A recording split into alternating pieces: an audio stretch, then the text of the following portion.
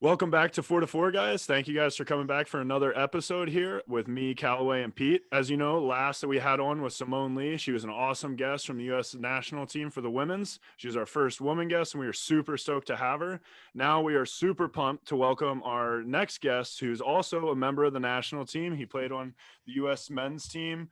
One heck of a track record going all the way down from when he was at Long Beach to Rio, now over in Poland, but we'll let him take it away for himself. Dustin, we're pumped to have you. Welcome. Thank you, my brother, my brothers. Blessed to be here. Yeah, and actually sunny Poland today. We got a nice little glimpse from the sun, so things are looking up. We'll see how long I get to stay in my house. We might be bubbling up soon, NBA style here in Poland, but until then, there's some freedom. So definitely enjoy the sun while you got it. So and before the bubble. But as you know, as we talked to you a little bit before, we like to kick it off just with your story. We go into how you started volleyball. Big points in your career, going all the way through college, and just let the conversation carry. So how'd you kind of kick it off in the volleyball world? Yeah, I never wanted to play volleyball. My dad got a late start. He started playing, I think, in mid-20s. Ended up becoming a coach at Long Beach Wilson High School. I always had the option to play volleyball, but I never wanted to. For me, it was a girls' sport. Growing up in Long Beach, more of an urban city, I guess you could say. I love basketball. I love soccer. Realized I really wasn't tall enough or quick enough or good enough to play basketball, so I shifted all my focus into soccer. And then I slowly realized I wasn't really fast enough, quick enough, strong enough, or good enough to play soccer anymore. And so it was in between winter, spring season, my freshman year. The soccer season just finished. I was going to go back to club. High school soccer just finished. I was going to go to club. And my dad, this is like the fifth time, he's like, do you want to play volleyball? I'm like, nah. But this time was a little different. It's like the varsity coach had offered my dad to coach. He's like, he knew that I was a freshman. He's like, I needed a freshman coach. So he asked him, do you want to coach your son? He asked me, and I was like, no, I don't want to play volleyball. But it worked out, and I talk about this a lot. Like, we all have personal preferences, right? But a lot of time, our personal preferences, when they don't work out, turn out to be the greatest path to our greatest self. And so going from middle school to high school, I went to the high school where pretty much none of my friends went to. So I had zero friends. I was not fitting in at all. And so the only reason I eventually said yes was because a bunch of my teammates from soccer were going to play on the volleyball team. And so I was just like, you know what, like I'll do it just so like maybe these teammates can transfer to friends and I can actually have friends in high school. And so I said yes, and that pretty much began it. And I played on the freshman team, and after that, I tried out for a club volleyball team. And for those that know the soccer club scene, a little difficult, a little more challenging to get on a club team in soccer than it is for volleyball. Volleyball is just like, I have a check, and you're like, all right, you're on the team. Soccer, you really have to work for it. And so I made my first volleyball team, and I was like, wow, I'm so good. I'm like patting myself on the back. I'm like, wow, you're amazing. And then like after 2 weeks, they're like, oh, you guys are going to go to the Junior Olympics. And I was like, wow, I'm so good. And once again, it's like, if you have money, you can go to Junior Olympics. I didn't know this. I thought I was awesome. Yeah. So I showed up to Junior Olympics with like my Nike armbands. I don't know what those are supposed to do, but I was just like all geeked up. I was like, I'm going to ball. And we played in the club division, and I always remember this. And, nothing on the Russell family, but we played a team from Maryland. The last match, whoever won got second to last place, and my team was not the team that won. So we got dead last place in the club division. And I always remember, I was like, freaking lost to a team from Maryland. I was like, oh gosh. And so it was perfect. It was like the humbling I needed, where I was just like, you know what? I'm really not that good. But as we talked about kind of before the recording, it's like I have this ego, and it's like crazy. It's like this, oh, I'll show you kind of ego. And after that, there was a couple of thoughts. I was like, one, like I'm really not that good.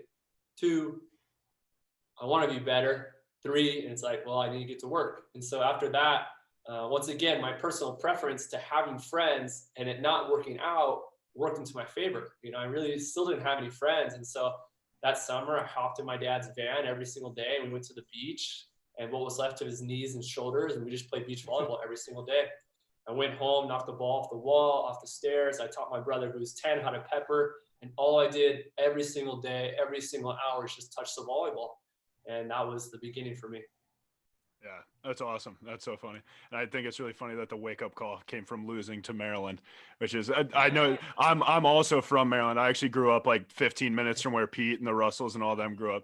So Okay. I know when you said, you were like, man, we lost to Maryland. Even I, whenever we were a Maryland team going to play, we were like, man, it doesn't matter who we beat. We're from Maryland. Like nobody's going to be happy to lose to us. And that's, Dude, that was Could our have been any other city too, but it was just like, I bro, think that I was remember too, like I got benched too for having a bad attitude. Like it was perfect. You know, it was such a great like humbling that led to me, you know, finding a new way and realizing that the way I'd previously gone like had to change. and that was something that we talked about. Like I know Callaway and Pete, like we really honed in on this with Simone in our last episode, talking about putting your ego to the side.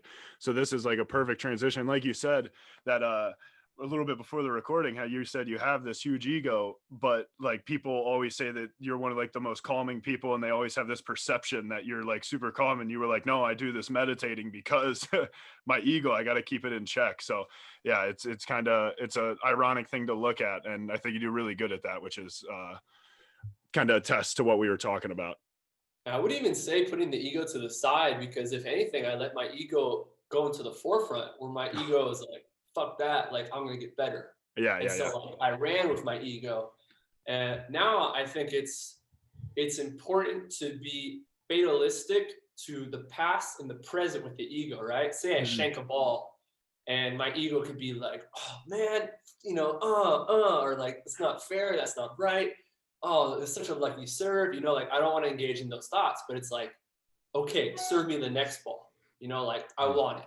Come on, like give me the next ball. And so like, again, I still let my ego kind of lead.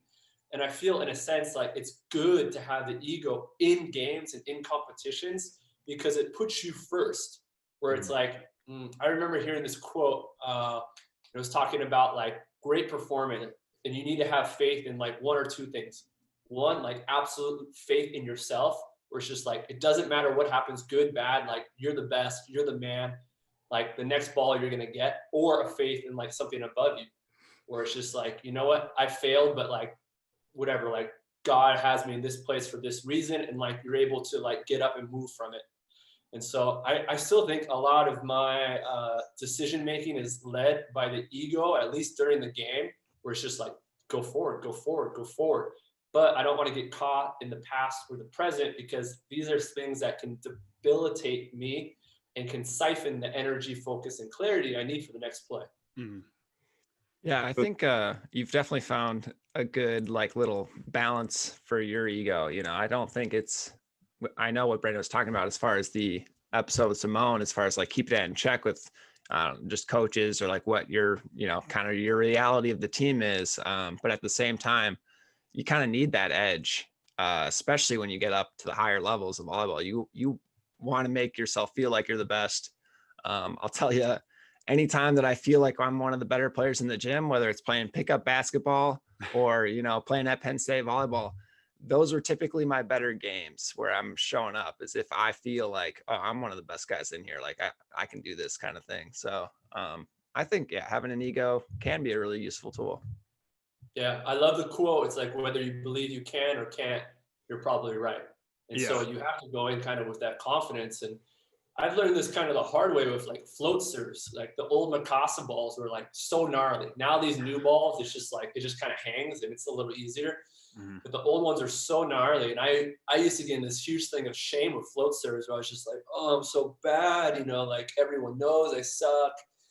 I got to the point where I was like, man, my career is going to end if like I don't change something. And so I just like kind of like reverse engineered it. And I was like, well, if I feel shame and anxiety and I pass the ball well, what would be the opposite? And so I would go on with like arrogance, where like before the ball is served, in my head, I'm like, serve me the freaking ball. Come on, serve it, serve it, serve me the ball. I want it, I want it, I want it. Rather than like, I don't know, don't serve me. The last serve was good. This guy's been killing me.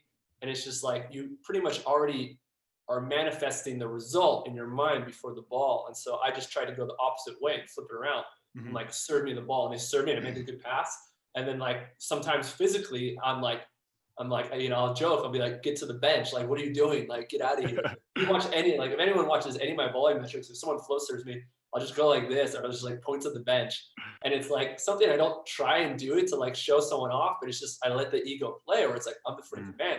How could you serve me? Like, that's disrespectful. Like get to the bench. Like, that's terrible, you know? And just kind of let the ego go, because you need this confidence, because things are always going to work out.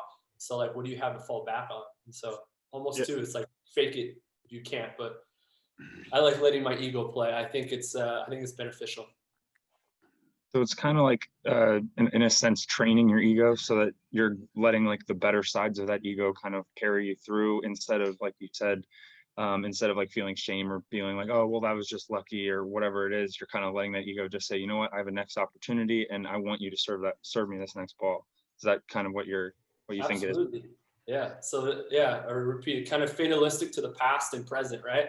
I'm not like, oh man, like he got me, or oh, it's not fair, or oh man, I'm passing 20%, or I'm doing this. It's just like, all right, next ball, give me the next ball, give me the next ball, give me the next ball, give me the next ball.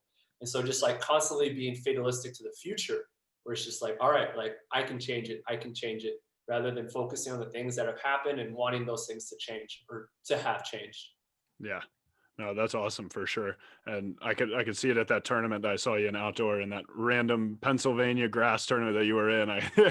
You could see it, the ego coming out and ready to play. And you had that one guy really testing you guys out there too, in that co-ed match. So bad. Dude, I don't think there's a lot of people that know, but I played in a grass tournament with my girlfriend, and like, I can't jump or swing, but in a grass tournament, I need to jump and swing.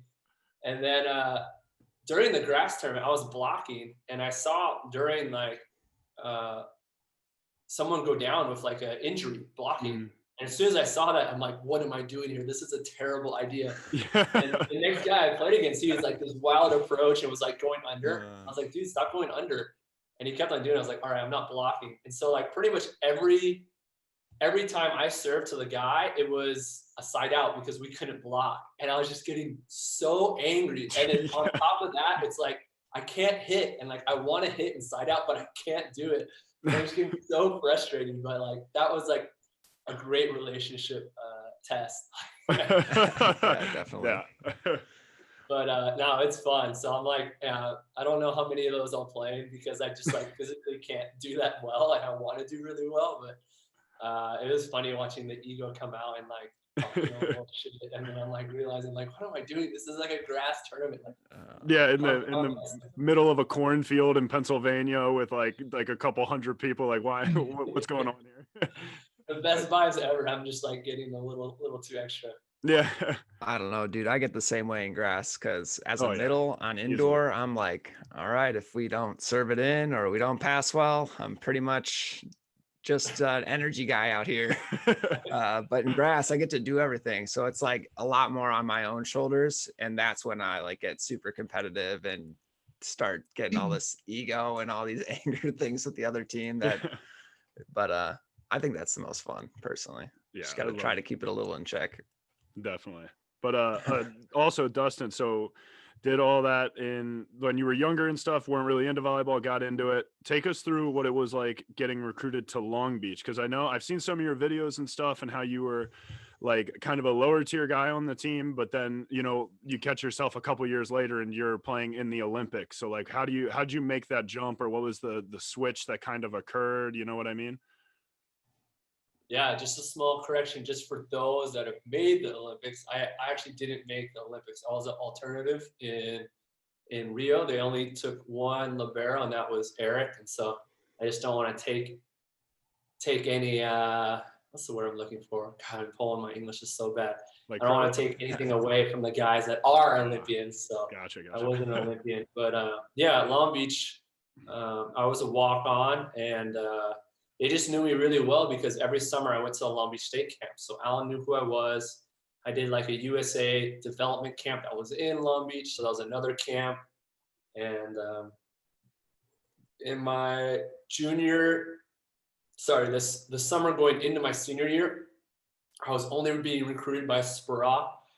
And I remember someone telling me that that how he recruited, he would promise a lot of big things, but not really be clear. And I didn't think I was that good. And he was like saying that if I came in my freshman year, I would start. And I was just like, I don't really believe that. But I was like, okay, I'll listen. And then at the end of the Long Beach State camp, Alan came up to my father, and he was like, we'd like Dustin to walk on. And growing up like a block away from the pyramid, I was like, yeah, like anyone else could have recruited me, but it was just like, I grew up there. I watched all the games, like bled black and gold, still bleed black and gold. And so even though it was just a walk on, and he told me I would redshirt as compared to UCI where possibly I would start, I was like, yeah, I'm going to walk on. And so that's how it began. And I really, that was it for me. Like with goals, it was just to play in college. I didn't really have any goals outside of that. At Long Beach, it's like, if I play, that's great. But just to be on the team, that was really enough for me. But once I got there, just everything that was in front of me, I did the best job I could. And I just worked extremely hard, especially in the weight room. When I got there, I think I was like 140 pounds. Even though I was lifting for like 3 years with a professional trainer, I was 6 feet, 140 pounds. Compared to right now, I'm like 183. And so there was a lot of work to be done on and off the court. And even my first open gym, I left like just with this imposter syndrome. I was like, man, I'm so bad. I don't deserve to be here. I'm not good enough. And so it was a long climb, but eventually, my senior year as an All-American, I didn't really start for the full year until I was a junior. It's worth the grind, though. You mentioned that you made quite the transformation. Was that something that started in college physically, or is that's kind of just been a long process over the years, or something more in the last couple of years that have made that big change? I think kind of going back to my ego, like even kind of funny, like when I was younger, I remember I would look myself in the mirror with like my team jersey and be like, oh man, I look good, or like, wow, I look great. And so it's kind of like this ego and kind of like this, why not me? Like, why can't I be the best? And so I just always realized like I could do it, and like, why not me than this person? And so I had to realize that it also had to include work. And then once I got to college, I started to make the realization where not only is it hard work, but it's intentional work. So being intentional in the gym, getting extra reps, that's when I started watching extra video. And then as a professional, it's all over the place. Meditation, I have a visualization coach now, watching video of myself, watching video of others, talking about sleep, wearing my dorky blue blocker glasses at night, getting into nutrition, trying to cut out my caffeine, just every different way I can be more mindful and creative, to having a higher foundation of energy and a better level of recovery, and to learn from my mistakes rather than repeat them. But at Long Beach, it really began where it's like, okay, I have this great mentor in Alan Knipe, and using my blue collar will into more intentional work that will get more results. Yeah, definitely. Could you maybe just, I don't know, enlighten some of these like things that you found particularly beneficial in your journey? Yeah, I think, the biggest thing was if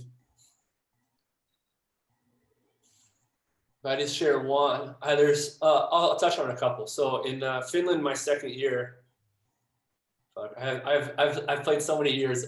So my first year, I didn't have a contract out of college, right? No contract, zero. I was All-American. I was like, where's my contract? Nothing. Playing in the Pan Am team, and still after that, I had no contracts. Going into my second year, I had zero contract. And I got so lucky. Actually, the libero I played with in club, the other libero, he ended up going to San Diego, and he got a contract to play in Austria his first year. Was going to go to Finland, and he was like, nah. He's like, I'm just going to like start a real life in the United States. So he handed me my first contract to Finland. So I finally got my first contract. I went to Finland, having a year of doing nothing, just in the USA Training Center, just lifting. And that first year I played amazing. I think I got like 4 out of 5, like libero of the month. I got MVP. And I was like, all right, I'm going to go. I signed with the agency. Later, I said goodbye, and no team signed me. So I was like, what? I was like, I'm playing with the national team. We just won 2 gold medals in the Pan Ams. I was a libero. I come to Finland, the only season I played overseas, I get MVP, and like no team wants to sign me. I was like, what's going on? Like, what do I have to do? And that's actually how I started like my Instagram and my Facebook stuff, where I was like, I don't know what I'm supposed to do. Like, I played great in the national team. I played great in college. I played great overseas, and like no team is taking a chance on me. And so I've always had this kind of like proactive approach on everything. And so I was just like, what else can I do? And so that's when I started like editing videos. And I was just like, I don't know what to do. And so I'd watch video of myself, and while I was watching, I was just like, I might as well just edit these videos and put it online. So like some manager, some coach sees them and takes a chance on me, because nobody was taking a chance on me. Yeah. And so fun fact, that's how I started my Instagram. I actually have an old Instagram account, my first one, where the hashtags are like, Instagram is stupid, this is dumb, hashtag dumb. I thought Instagram was the stupidest thing in the world, but eventually I was just like, well, this is what everyone's gonna be focusing on. So I was like, I might as well like game the system. And like now, especially, it's like, all right, people are gonna be looking at Instagram, so it's like, might as well like put something meaningful, something that can help people, something that can change people's perceptions with life and how difficult it is, how easy it is to be a victim and stuff like that, and using it for different things. Because even once I had Instagram, it was like, all right, like 3-1, we won, you know, team is great, I'm great, you know, there's still some of that. But so my second year in Finland, I was doing even worse, because I had this attachment and expectation that the team would do better this time around and I would get a contract. The team had to be top 3, and then I get a contract. You know, of course, when this is the outcome or the expectation, it's not going to work out, right? Because what I know now, this dichotomy of control, this is something that's not completely in my control. I can try as hard as I can. I can work as hard as I can. I can prepare as hard as I can, but I cannot directly impact the results of my team, right? But I thought it could. And so the team was like 8th, and it was like so frustrating, and I was playing worse than I was the year before. And I just realized like I had to start changing, because at the moment I was working really hard. I would run to the gym every day and work out and practice. I'd get extra reps. But when I was home, I'd play a lot of Dota, which is like the old League of Legends. I played it like day and night. And then weekends I'd go out and party and rage hard. And I was just like, all right, like I'm working really hard, but I have this other block of time that like it's not doing anything for me. Yeah. And so that's when I started beginning this list that I talk a lot about on Instagram. And so I was like, all right, like what can I do throughout the day that can help me as a person and as an athlete be more prepared for the game come Saturday? And so I started with 4 things, and it was reading, which I started, I was like, I hated reading. I went to Cal State Long Beach. Like I did not want anything to do with school. And so I was like, well, I have to start reading, because the thing that pushed me to create a list is we lost a game, and I went outside my then girlfriend, and I brought a bunch of mandarins, and I was just hucking it as hard as I could into the forest, because I was so angry that things weren't working out the way that I wanted it to, right? And so I was thinking about it, and I was like, if anyone saw me throw those mandarins, they would definitely not say that he had a strong like mentality or strong mindset. So I called my mom or wrote her, and I was just like, can you send me some sports psychology books? And so I started from there. I was just like, all right, I'm gonna read sports psychology books. So reading, goal was like to read a little bit every day. And then from there, it was stretching. I didn't stretch at all. And I had a Russian coach, and he was like, in his thick Russian accent, like, Dustin, learn how to stretch. If you want good libero, you need to stretch. So I'd stretch before I go to bed.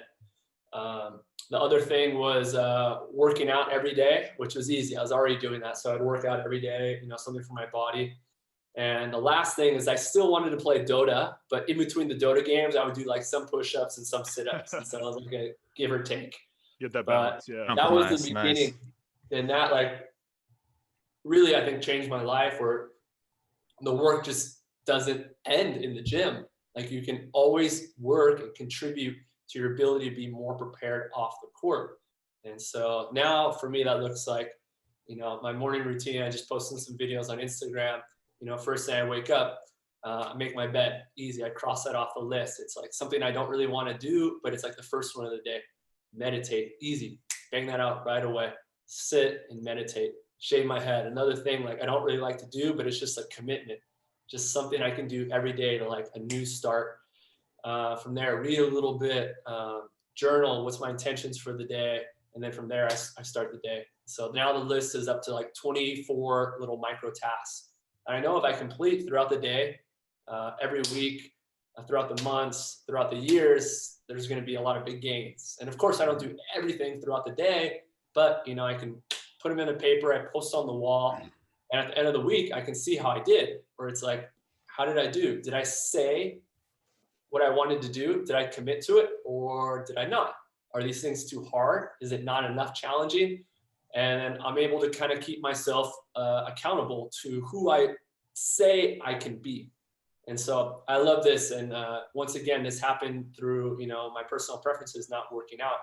And so many times throughout my career, I've hit like a huge low. And from those lows, I decided to stand up. And by getting up, I decided I had to be more creative and more mindful of how I approach life and volleyball from those failures. Wow, that's a lot of good stuff in there. Make sure everyone watching is taking some notes. Oh yeah. From Dustin Watten here.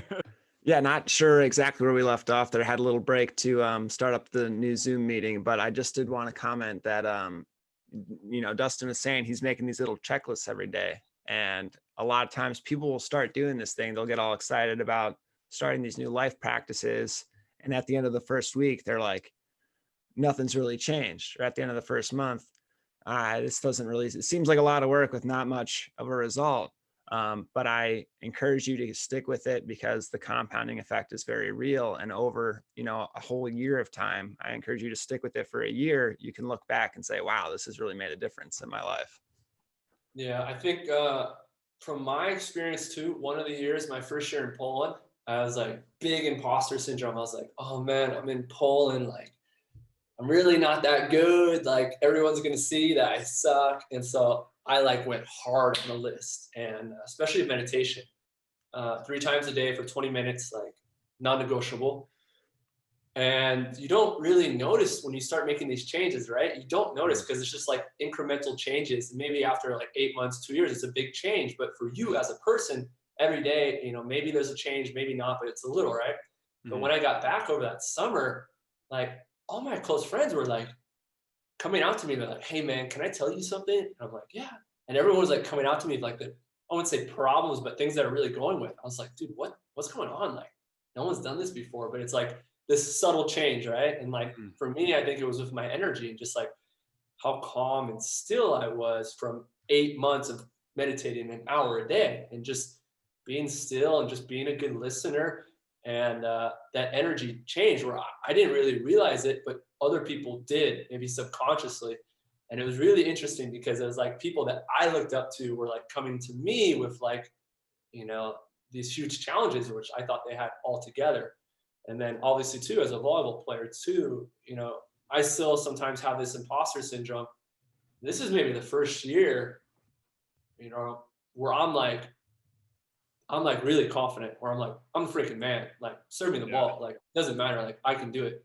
Like even in like my 10th, 9th year, I'm like, sometimes like, yeah, I'm okay. I'm good.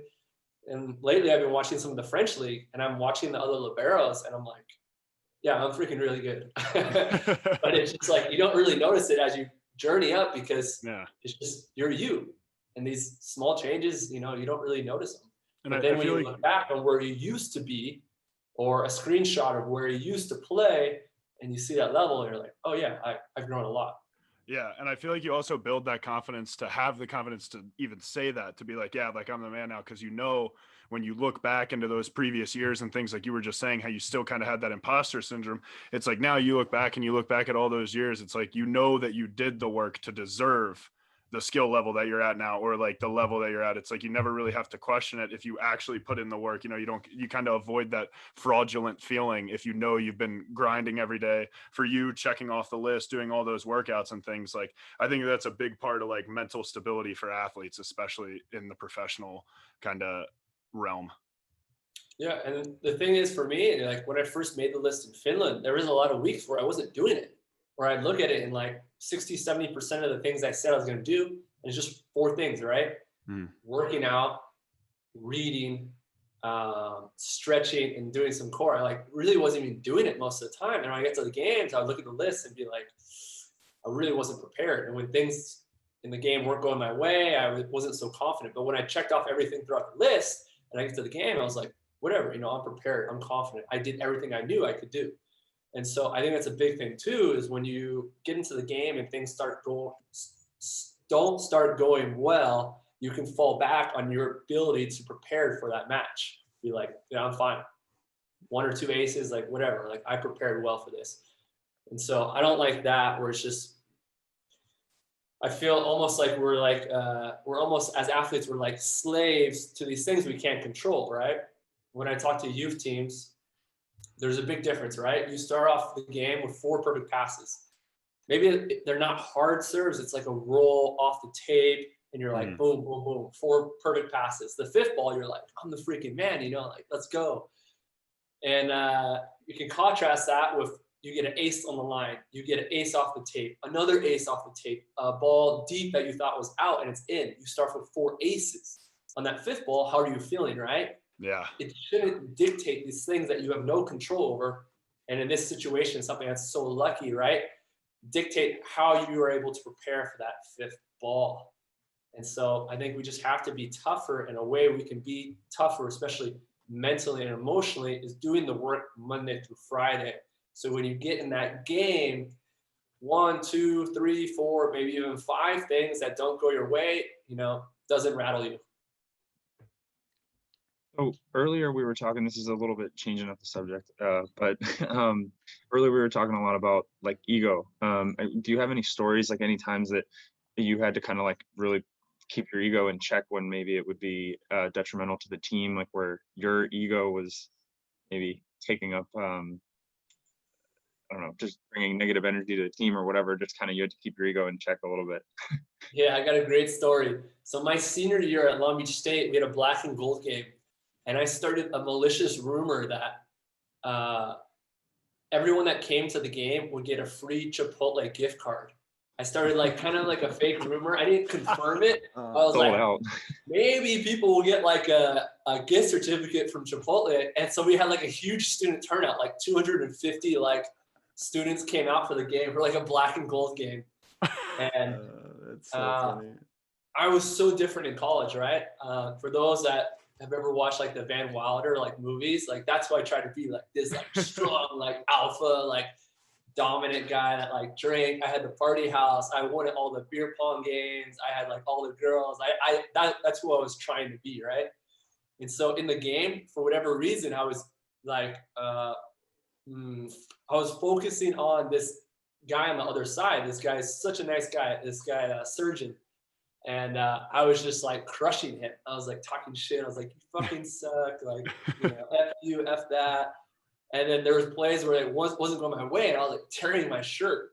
Like I used to always do this. And like, I had so many shirts in college where I'd tear it because I couldn't control my anger or my attachment to something that didn't work out. Right. Mm-hmm. And so I think we won. And Alan took me after the game and he's like, if you fucking rip another shirt, if you rip another Long Beach State shirt, it will be your last and you'll never play again.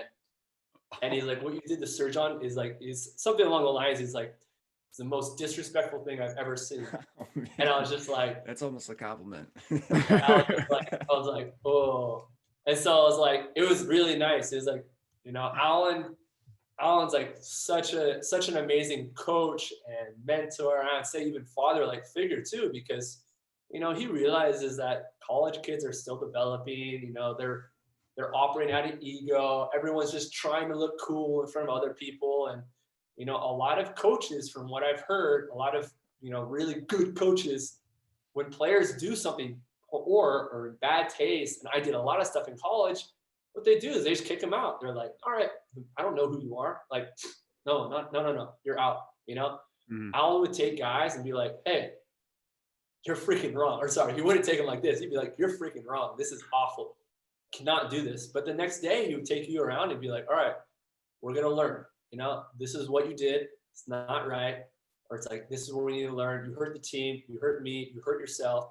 This is what we have to do to learn. And so at that moment, I was like so nervous. I was like, man, I tear my shirt every freaking time. Like, I was like so afraid, right? Going to my senior year, I was like, oh man, I was like, what can I do? But yeah, I stopped tearing my shirt. You know, it was like super selfish, and I made the game all about myself. And I was like crushing this young guy on our team who's like a really great guy, and you know, we're friends still today. And it was a great learning lesson for me. There's a lot of learning lessons, even past that in my senior year. A lot of hard learning lessons too. But yeah, it was a lot from my ego, and kudos to Alan, because it wasn't necessarily like I was a bad guy. I was just going back to high school. I was really insecure and anxious that I didn't fit in.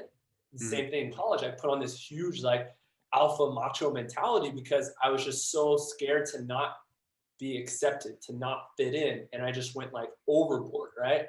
Because I see, you know, in movies and, you know, initially when I got to Long Beach, like the cool thing was the party, to be good at drinking games, to say witty comebacks, stuff like that. So I was like, I'm going to like double down on that. And so like in the dorms, I was like sober, like practicing playing caps by myself, stuff like this, you know, because I just wanted to be loved. Yeah. And so I from that insecurity, my like ego got me in trouble a lot of times, but luckily I had, you know, great coaches and great mentors that, you know, took me aside and told me where I was wrong. You know, it was a lot of tough love, but also a lot of like unconditional love after that. Be like, hey, you messed up, but like, we're going to learn from this together. Absolutely. I mean, there's obviously people make mistakes. A lot of it sounds like, I don't know, it just reminds me a lot of different examples. But I think just going forward with this, what do you think? You're struggling right now, man. Jeez, man. Oh my No, man, gosh. I apologize for that one. That was fantastic, Peter. That was fantastic. I'm happy that happened. That's gonna No, I was man. gonna say, in the middle of that, I was just like started brain farting, like literally. But no, there was an instance. I just remember Jay Hosick, same exact thing. Just was the best at just kind of kicking in the ass, but then literally just taking you aside and being like, all right, man, you'll make mistakes. This is how you move forward. And to be honest, I would not be the same person, you know, without Jay's guidance. I mean, he kind of really helped me be able to look and be accountable. And it sounds like Coach Allen did the same thing for you there. That's what I was trying to say when I was mumbling through that entire thing there, guys. Can you understand? Hey, I knew you were gonna get there. I lost a little patience when the water bottle came out. Yeah.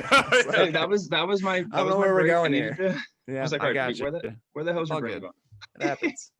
Yeah. So Yeah, I mean, I don't really like this statement, boys will be boys, but it's just like, if you have 20 plus boys that are like, and I'm going to say boys again, because they're not really adults, like 20 to 22. And it's just like Lord of the Flies, right? Where it's just like, who's going to gain power within this like structure? And it's just like the people attempting to gain power are going to be like, do stupider and stupider things. Especially now with social media, it's like that stuff is rewarded. And so just to believe that your guys like aren't going to do stupid things is like, I think pretty ignorant. And so, you know, preparing them and like, you know, showing them that, you know, this stuff won't be tolerated and stuff like that. I think it's important, but knowing that these guys are going to mess up, it shouldn't be like this black or white. It's like, you mess out, you're off, you know, because now you're going to mess up that kid even larger. It's like they're trying to fit in. They do something stupid, whether sober or inebriated, and now you just kick them out and just like totally mess with like their insecurity even more. And so I was so lucky I had Alan as a coach, because once again, a lot of my actions were dictated because I was just so anxious and insecure, and I didn't have so many friends, and I did all these things and I said all these things almost for like shock value. So people be like, oh, Dustin, he's cool. Or like, he's one of us. Or like, I'm so happy I have Dustin as a friend. Like, that's why I did it. Not because I was like, I'm a dick or like, I'm going to do bad things. It's just like, I just wanted to fit in. I didn't know how to do these things. I saw these things on TV, on MTV, which obviously is like the worst place ever to look for like advice. But once again, you know, like we're boys, we don't know what we're doing, you know? So I think it's just so important to have mentors that know that, especially young boys, you know, in their pursuit to fit in, to strive and to get themselves on the hierarchy are going to make really dumb decisions, and I wouldn't say to punish them, but to reprimand them, but also like you said with Jay, with Alan, like take you around and be like, all right, here's where you messed up. Here's where we can grow. Like, let's decide to grow together. Yeah. And I mean, that's definitely pretty big. I love the outlook of that. And I love the fact that you kind of share that story, because I feel like there's a lot of people, especially in, like you said, in college, it's almost the standard that you're out there like slamming beers every weekend. Like you said, you want to be the best guy at beer pong. You want to be the guy to hit like the comeback cup or something that everybody in the party cheers for. And like you did that for the purpose of like, you wanted people to like you and want you on the beer pong team and invite you to the parties. And I feel like there's a lot of kids in college that kind of go through that. I mean, I know I was somewhat similar my freshman year. Like it's the easiest route in. Like I wasn't super aggressive with it, but it's like, obviously if I could hit a beer pong shot, I was going to be somewhat liked to some degree.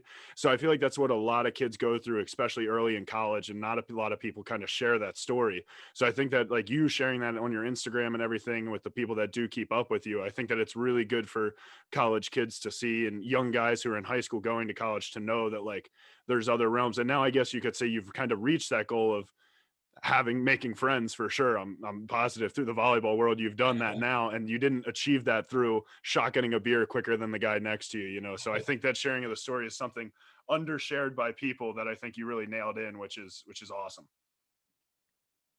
Yeah, I think it's just, yeah, we're all very insecure, you know. I like to think, you know, when someone makes an action maybe I don't agree with, it just comes back, it's like this person either wants to be loved or doesn't feel like they're loved. And that's all it is at the end of the day. We want to be loved and we want to love. And so we have different ways of pursuing these things, and a lot of them really aren't so intelligent. And still I do things like this all the time, but for sure when I was 18 I did a lot of poor choices. But again, just went back to, I just wanted to be loved, I just wanted to be accepted, and I didn't know what to do. And we're so conditioned, especially by TVs and movies, right? Yeah. You watch Van Wilder and it's like the cool guy like standing up to the dean and like, oh, I'll show you, I'm gonna throw a big party. And like I remember like one of my best friends, we always have a fight whose house it was. Be like, oh, we're coming to Dustin's house, we're coming to Luke's house. And it was like such a big deal for me that it was my house. Just something like this is just so silly, right? Yeah. But you know, it's just insecurity just shining through. Yeah. One other thing I did want to bring up, I noticed the shirt that you're rocking right now is one brand that, like, you know, you're a big part of, obviously, is No Easy Bucket. So if you want to dive into that a little bit, I see you post about it all the time. You got the arm sleeves, people love it. So if you wanted to dive into a little bit about that, so people who are following, you know about it and have an understanding of your involvement.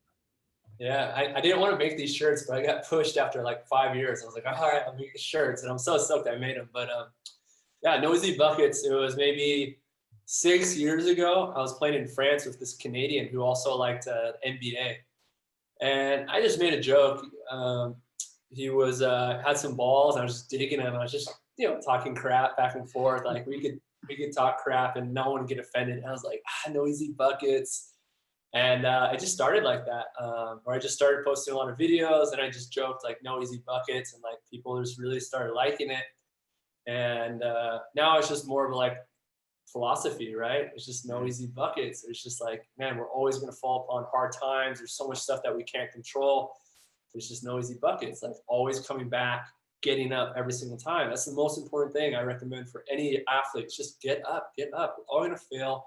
We're always going to hit roadblocks. We're always going to have setbacks, but like no easy buckets. Get up, be more creative, be more mindful than before. And so I don't know where we're going to go with it. I have some pretty big plans for it, but the big thing for me, I just want to empower young kids, especially kids that kind of share my story, where it's just like super passionate about ball. Maybe they're not the best. Like I said, when I was younger, I wasn't that best. I wasn't even Fat 50 when I was in high school, but super passionate. They just want to be better, and just giving them the tools to be their best version, giving them the tools to get up, giving them the tools to realize that not being on the team, not making varsity, not going D1 their first year isn't the end. You can always find a way. And so I just want to empower people, and I think that's going to be my goal in life. You know, I don't know if it would be coaching or speaking, but I just want to help people realize how much great is already within them, and to give them the tools that I've learned throughout the years from failing, and where I am today, and just to help them as much as I can. So a lot of that so far has just been volleyball, and some of the courses I've done with like a digging course, a passing course, and just sharing everything I know. And then a lot of I do talk about on Instagram with stoicism, some like Buddhist stuff as well, but just great reminders where it's just, we have so much power inside us, like to not let the actions outside of us define us. Coaches' decisions, what happens in the games, how we play, where we are in life, our girlfriend breaking up with us, our boyfriend, you know, we have so much power, and it's up to us to perceive life to our greatest ability. And so long story short, Noisy Buckets, just I want to empower people by giving them the tools to help them shed a lesser version of themselves every single day, knowing that they continue to do this, they're going to be able to realize and manifest their greatest self. That's awesome, man. I'm definitely gonna, is there like a page separate from that we can follow that or something? You know what? Yes, but I haven't done a lot with it. So you can find Nosy Buckets. I don't know why I decided to do it this way, but the easy is Easy Y. I think at the time I was playing a lot of Dota, or League of Legends. So Easy Y. No Easy Buckets on Instagram. Yeah, I gotta figure it out. I think the big thing will be create a new website, or I put more blog posts on as well. But right now you can find it at all the gear, and then the passing digging courses at dustinwatten.selz, SELZ.com. Once again, another confusing website, but I gotta get all this stuff done. So the vision is there. We can grab the links, or Brandon can grab the links, and when we put this out, we're very big in our shameless end plugs, as we like to call it. Yeah. A little shameless plug at the end of whatever you got, we always do. Perfect. And then we'll have to figure out too, I think, well, how I can share it. And then I might sign a contract with someone, and they might commit to like really helping me grow the brand for free. And so I think now it's just like I might just be giving out a lot of this stuff. It's not done yet, but yeah, I don't know. I mean, the thing for me is like, I don't want to make money with this stuff. I just want to like get people stoked on not just volleyball, but their lives. And then again, to help them go all in on mindset, right? That's all it is. Like, it's all it is mindset and our ability to perceive the world. I can say with full confidence, traveling throughout the world, like us four are in, you know, the top 1% of quality of life. But what we know with Stoicism, this philosophy that's, you know, 2,000 years old, is this thing called the hedonic adaptation, right? And before Stoicism, there was hedonism, right? And so hedonism was just whatever you want, just do it. You know, if you like having sex, have as much sex as you want. If you like eating chicken, eat as much chicken. If you like drinking, drink as much. And what people started to realize was this really didn't provide joy, because it felt great, but after a while, it's just like, now I need something better, right? And so what the Stoics define is this adaptation, and then eventually the treadmill. And so it's like a great modern example is like transportation. And so it's like, say you have to ride your bike to work, and you're like, if I could just only have a car, right? I just wish I had a car, You get a car and you're like, oh, this is amazing. I have a car. Like, oh, this is so great. But after a while, it becomes the new normal, right? Becomes a new normal. Now you're like, I wish I had like a nicer car, a new car. You get a new car, and now it's like, I wish I had a Tesla, right? And so if we're not conscious of this, we're always craving more. Yeah. Where like the Stoics philosophy is like, can we desire that which is already within our life? So I like this. I find it very, very fascinating because we're not conscious of it. We're trapped, right? We're trapped in this adaptation. And then further with this treadmill, which is even drastically exaggerated by amazing PR agencies, where it's like, oh, if I can only have this Tesla, I'll be happy. Oh, if I can only have these Adidas outfits, I'll be happy. You know, get that Adidas outfit, and a year later, you don't have it anymore, right? It's so fascinating how that works. I almost like am shamed by it because my girlfriend just visited me, and I have like 2 shirts that are like kind of like day shirts. I'm just like, I buy a day shirt, like a year later, I'm buy another shirt. It's just like, I don't know. So it's really interesting how current philosophy can still be, even though 2,000 years ago. But the big thing is just if we can be conscious of it. Absolutely. I think there's a lot of times people seek out these like fleeting pleasures in life, and then it's just gone and you're looking for more, or like, what's the next big thing? How can I get that rush again?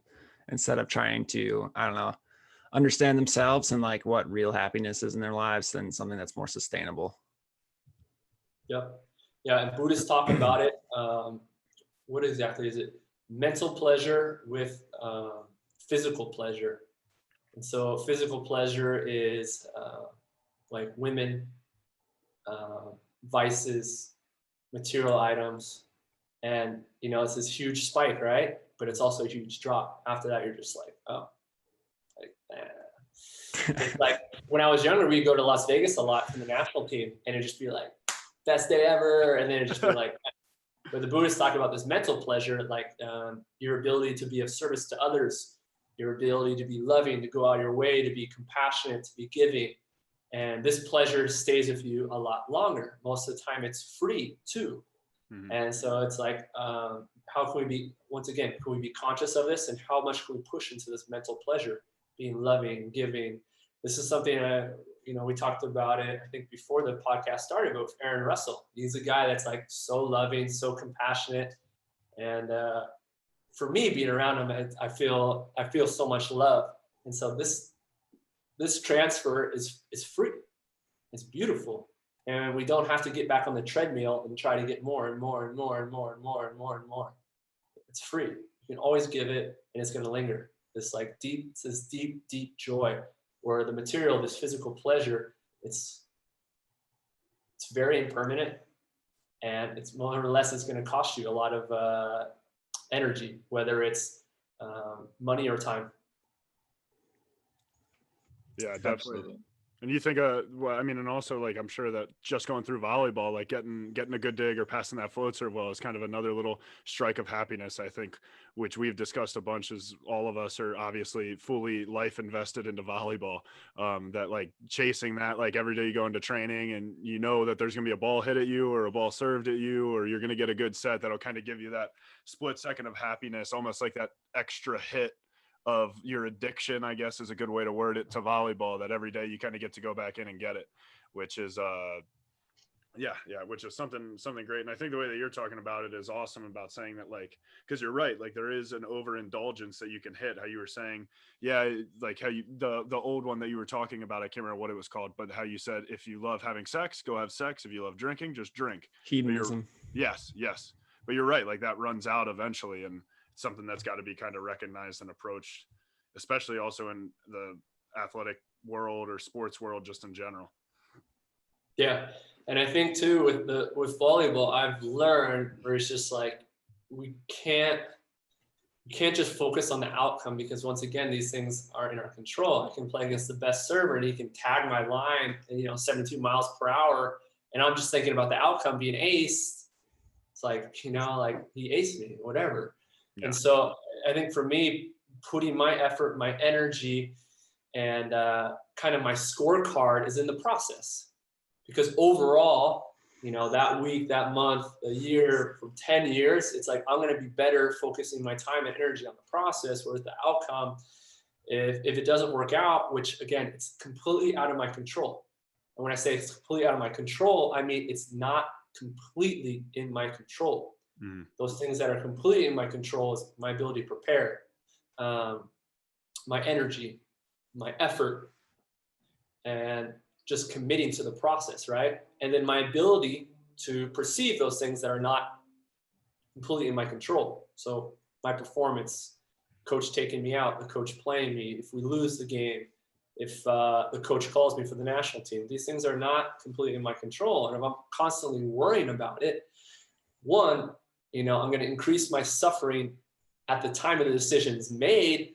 Two, I'm not going to be as clear and as focused going up to that decision, right? If I'm constantly thinking in practice, what's the coach thinking of me? What's the coach thinking about? What's the coach thinking about me? I'm not thinking about the next play, right? And just committing to it. Boom, boom, boom. And by thinking about those things that aren't in my control, which in this situation, maybe it's like how well I'm doing if the team's winning, if the coach is watching me, I'm going to drastically increase my chances of being frustrated or flustered in that training. 100% agree. Unfortunately, I do have to leave for work right now. So I got to go, but continue the conversation, guys. Dustin, really nice to meet you. Thanks again for coming on. But I do have to get going. So I'll see you guys later. No worries. See you, Callaway. There you go.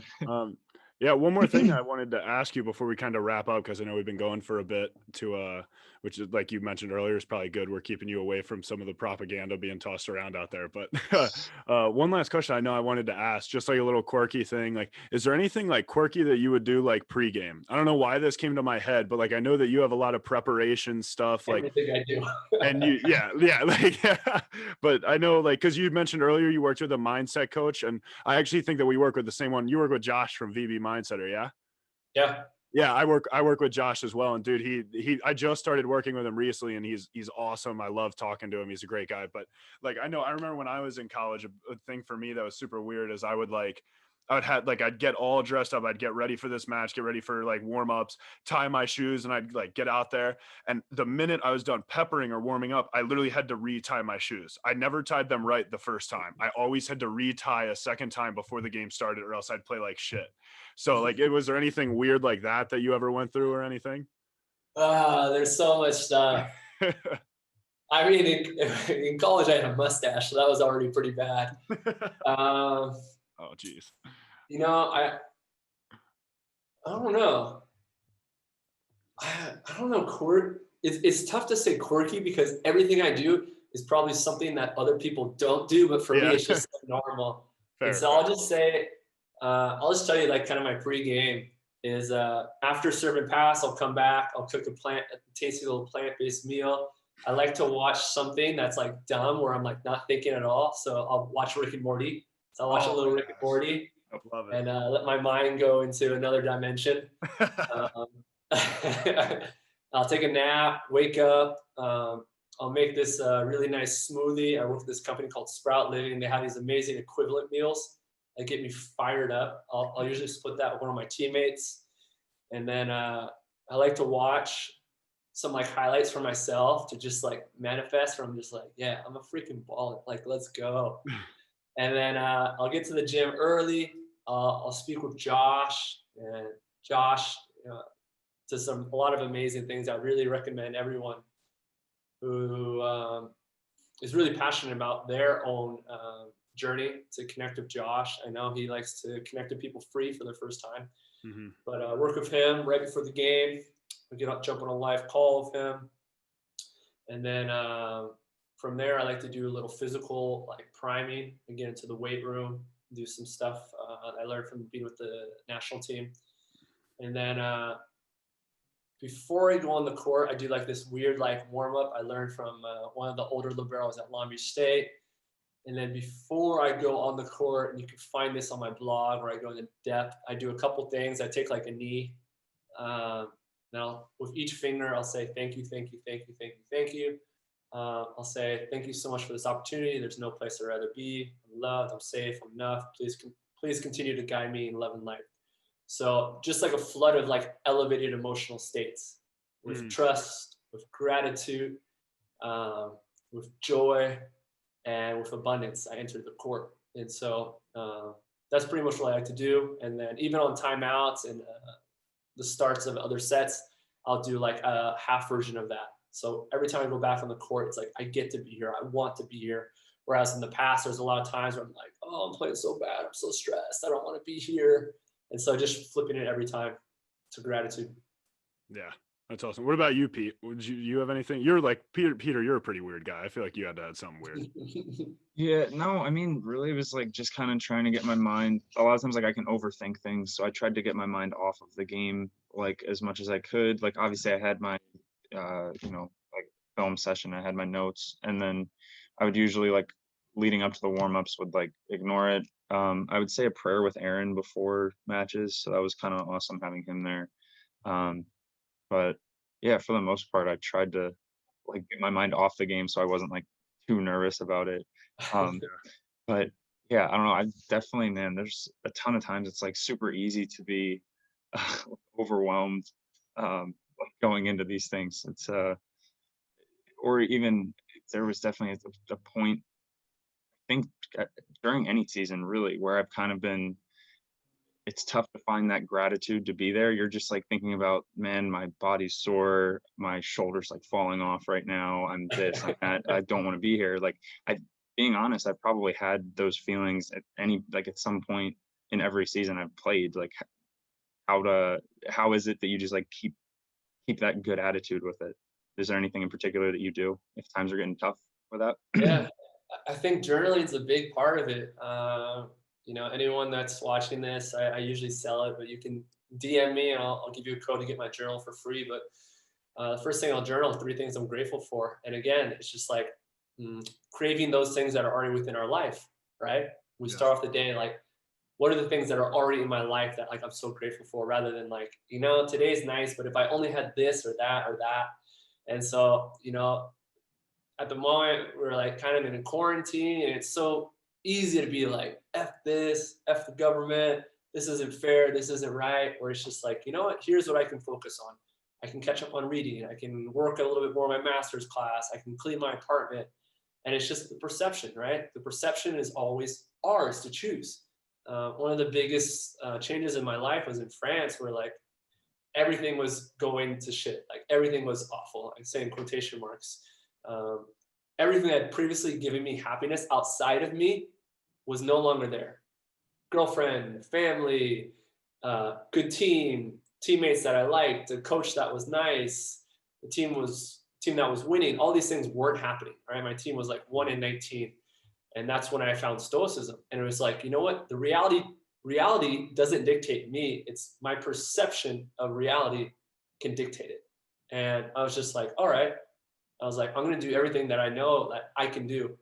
And it started with me like committing to the list and doing everything on the list 100% for 3 weeks. And I realized that, you know what? The things outside weren't changing, but inside was changing. And this is much more powerful than those things that are outside. And so it's our ability to realize that our perception to reality is ours, and I just took a master's class, and our teacher's from Africa. And the first thing he showed us was like how kids from his village in Africa learned. And they were outside, and they didn't have shoes. They had like a pencil and one piece of paper, and like that was it. And they're just so grateful, right? It's just perceptions. We choose abundance, or we can choose pity. Yeah, definitely. And that's awesome. Like, I think that's a really good reality to kind of bring in, because when you do kind of see that, and like you said, you see the way that they learn, it kind of puts you back into that top 1%, like we were talking about earlier, that to be grateful for everything you have, and how you do the 10-finger count before the games of thank you, thank you, thank you, and all that. That's one of those big things to be grateful for, that we were brought up the way we were and born where we were, and grateful for everything that we've had. So it's definitely, yeah, that's awesome. Keeps you humble too, I think.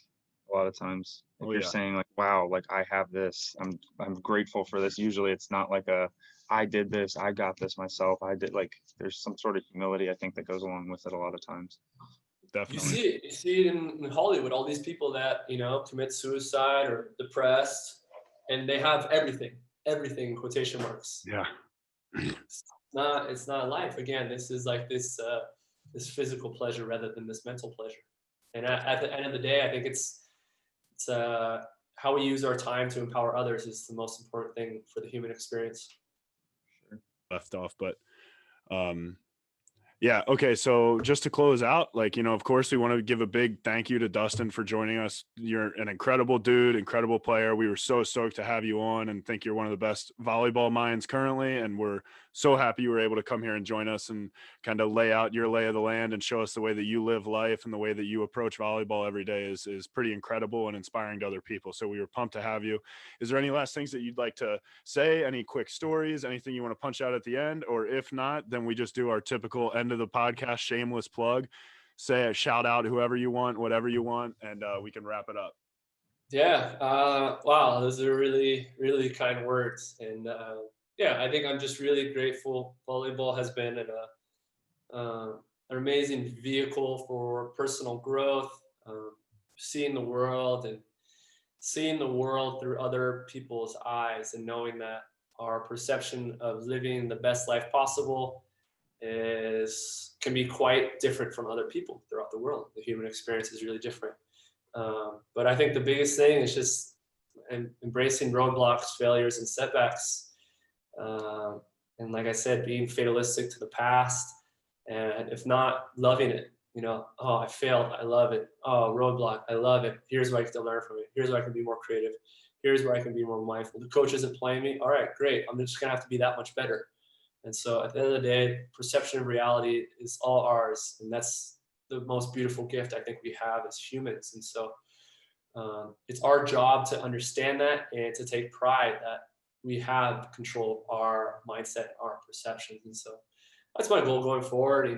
Being able to use volleyball to connect with so many people. And I hope I can just empower people to live their best lives, whether it's being the best volleyball player they can be, or anywhere else. And so I'm just really grateful that some of my words have resonated with people throughout the years, and just continue to learn. And a lot of that learning for myself has been coming with failing. So I still fail, I still hit roadblocks, and everyone will be too. And I think once again, we have to love it, or this thought of amor fati, to love one's fate. So love it, whether we succeed or we fail. Just love, love, love, love.